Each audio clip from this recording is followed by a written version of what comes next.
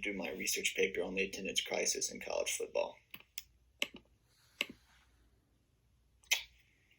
To introduce it, empty seats are becoming more obvious in college football stadiums across the country. As you can see, this is Florida State, one of the powerhouses in college football. So many empty seats. There's different constraints that we'll talk about that are holding teams away from coming. College football is known for its passionate fans. And if athletic administrators do not address this, this could become a problem that they could never get rid of and just ruin college football forever, as it once was. Problem one is cost of coming to games. Ticket prices, concessions, parking, it's just all ridiculously expensive. You'll pay $20 to $50 to park at most stadiums, expensive concessions, $6 water bottles, $9 beers. It's just not reasonable for many people to come to these games simply just because they can't afford it. Problem two is the opposition. Fans are more likely to pay big bucks and come to games if they're playing a rival or high-level team from a major conference. This is research from Paul, Humphrey, and White back in 2012. Many big schools play small schools during their non-conference schedule, which would be the FBS versus the FCS. Athletic directors are content with paying small schools to come and just get their butts whooped. As you can see in this example here in the picture, it's NC State versus Western Carolina, big school from ACC versus very small FCS school. NC State's going to win every time by lots of points, and it's going to affect the attendance as well. As you can see in the background, there's lots of empty seats. Problem three is the lack of students at these games. Students make up the big atmosphere of college football, and when they're not there, it's evident. And some of the problems are they just rather come for the tailgate, or go to their favorite bar, fraternity house, where the social situation is better.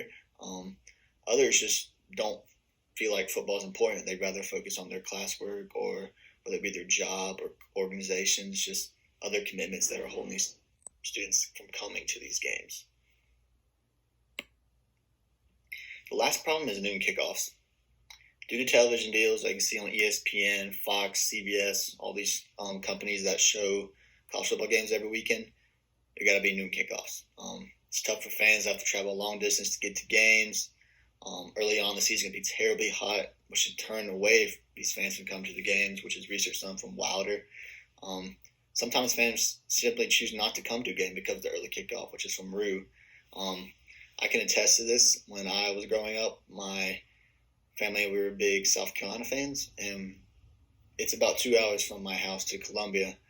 And we would go to 1 or 2 games a year, but we would never go to noon kickoffs because my dad and my mom always wanted to tailgate as well, and we weren't going to leave at 7 a.m. in the morning just to get there to tailgate. So we wanted to make sure that it was at least a 2 or 3 o'clock game for our attendance, since we had to travel long distance. Some of the solutions to cost of going to games is simple. Just lower the ticket prices, more people will buy them. A simple supply and demand. You can use the same philosophy with concessions. Ticket sales often constitute the single largest resource of revenue for athletic departments, which is research from Falls and NACHE. With the lower ticket prices, more fans will buy them, therefore generating more revenue for the athletic departments that so heavily rely on these.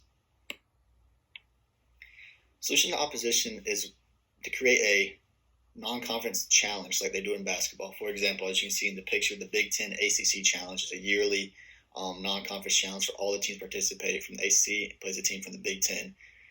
It generates lots of excitement for each of the fan bases, and large attendance as well.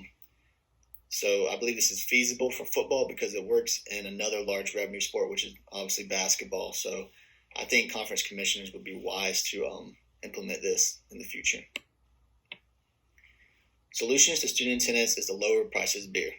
Simple as that. Students drink beer at tailgate, and they want to drink more beer in the game. But when they pay $8 for beer, it's just really expensive for them. Another incentive is to offer T-shirts, gift cards for students that come. Make admission free as well. Some schools like Clemson, Florida, make students pay up to $100 and $200 before the season just to come to these games. Students already pay so much money to each of the schools that just let them have the athletic experience if they want it. Another solution is add Greek life sections for in the student section. Greek life is a big part of some of these schools, and a lot of them don't come to the games because they'd rather watch at the frat house. this gives them another option. Solutions to noon kickoffs would be to move noon kickoffs to later in the day during the first 2 months of the season where it's really hot. Also gives fans more time to get to the stadium and tailgate, which is important. Everyone loves a tailgate. Push back the start to college football season to end of September is another option. As you might know, there's bowl season after college football, and there's like a month break. If we did this option, we have to shorten that break. And in conclusion, the problems mentioned are real and affecting the attendance at college football games. As you can see, Miami, big powerhouse program. Look at those fans; they're not there. With the money that universities rely from ticket sales, doing nothing is not an option. Athletic departments will regret this. And if athletic departments do not act, they risk ruining the uniqueness of college football forever. And as a college football myself, I would advise them to do it. And there's just nothing like college football, and I don't want that to change as a result of athletic administrators not doing their jobs. And lastly, these are the references I used during my research for the final paper. Thank you.